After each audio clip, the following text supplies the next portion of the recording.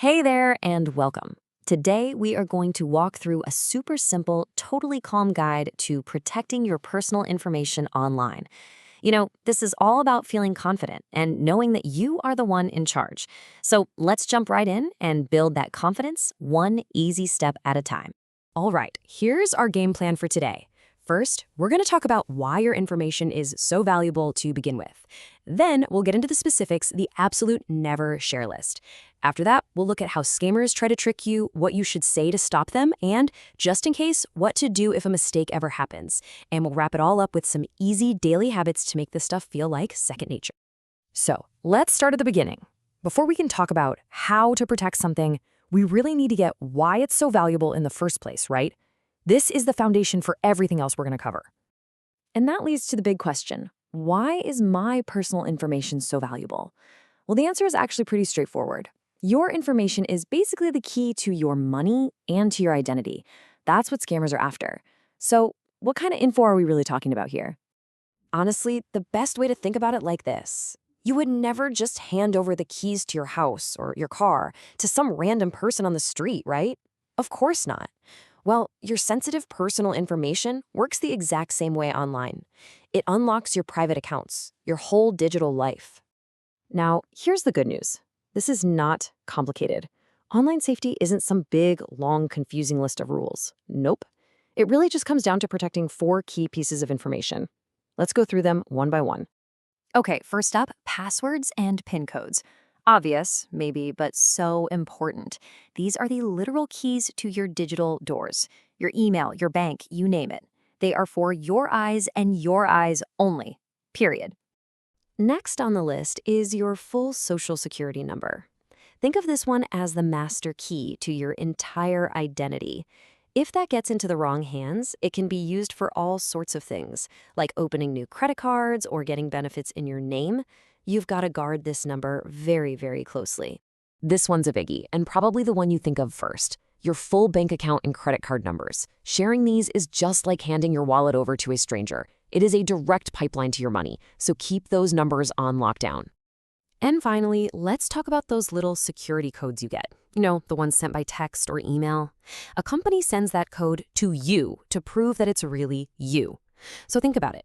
A real company will never, ever ask you to read that code back to them. That code is your private proof, not theirs. Okay, so now we know what to protect. The next step is to look at how scammers actually try to get this information from you. And what you'll see is that they follow a surprisingly simple playbook.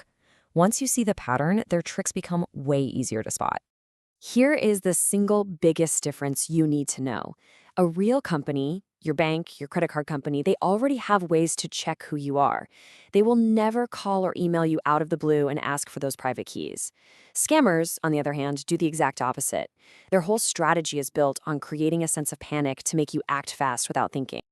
In fact, their method is almost always the same, and it's just 3 steps. Step 1, they make up some scary problem, like your account has been compromised. Step 2, they create this massive sense of urgency, telling you it has to be fixed right now. And then, step 3, they ask for one of those 4 secret pieces of information to solve the fake problem.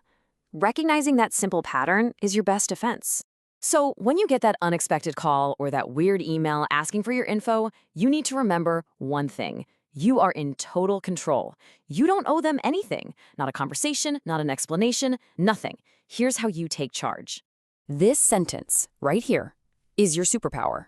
It is polite, it's firm, and it ends the conversation right then and there. You can say it and then just hang up the phone. You don't have to argue, you don't have to explain yourself. This one sentence says it all. And right after you use that phrase, these are your next moves. Hang up the phone, delete the email or text, block that number. Every single one of these is a small but powerful action that puts you back in the driver's seat. And don't ever worry about feeling rude. Your safety is always the #1 priority. Now listen, sometimes people get tricked. It happens. These scammers are really, really good at what they do. So if you ever find yourself in a situation where you think, oh no, I might have shared something I shouldn't have, the most important thing is to just stay calm. There is a simple, clear plan to follow. I really want to pause on this for a second, because this is probably the most important thing you'll hear today. You did nothing wrong. It is so easy to get tricked. There is absolutely no reason to feel embarrassed or ashamed. The only thing that matters is taking a few simple steps to make everything secure again. So here's the plan. Step 1. Call the company directly. Don't use a number from the suspicious email or call. Find the official number on the back of your card or on their real website and just tell them what happened. Step 2. Go to that account online and change your password right away. And step 3. Report the scam. That actually helps them protect other people too. See? It's just a manageable 3-step checklist. Okay, to wrap things up, let's talk about a few simple habits. These aren't complicated chores or anything. They're just small ways of thinking that, over time, built a really strong foundation for feeling safe and confident online. Let's just run through them really quick. First, trust that little voice in your head. If anyone is pressuring you to act right now, that's a huge red flag. Second, use different keys for different doors, meaning use different strong passwords for your important accounts like your bank and email. Third, try to avoid clicking on links in unexpected messages. It's always safer to just go to the website yourself. And finally, the golden rule. If you are ever in doubt, just contact the company directly, using a phone number or website that you know is legit. So after all of this, it all comes down to one final question.